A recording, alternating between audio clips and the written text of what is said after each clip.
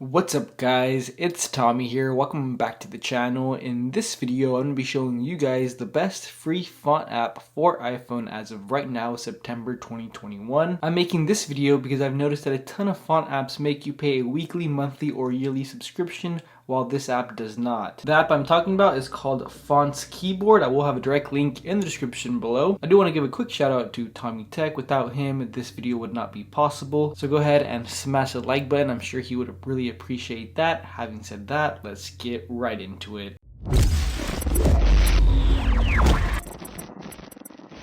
Alright guys, so we are going to keep this short and simple as usual. So we'll go ahead and open up the app. Once you're in, you'll notice that you need to finish the setup process. So we'll go ahead and hit this blue button that says go to settings. From here, go to keyboards and then go ahead and toggle on Fonts Keyboard. And now we'll go back to the app, hit done.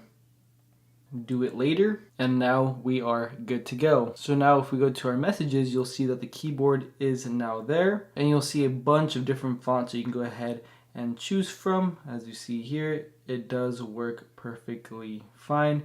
And then you can also, if you hit the FK on the top left corner of the keyboard, you'll see all the different fonts that are available. We also do have some symbols as well that we can go ahead and use. So we went ahead and used the strike through font for our name, and then we used the Apple symbol. So it is a pretty cool app in my opinion, and obviously you can go ahead and use it in different apps as well. It doesn't just have to be in the messages app. But that basically sums up the video. Let me know your thoughts in the comments below. I personally think it's an amazing font app for any iOS user. But other than that, if you enjoyed the video, please smash the like button. It really does help out a lot. Subscribe if you haven't already, and I'll see you guys in the next one. Peace.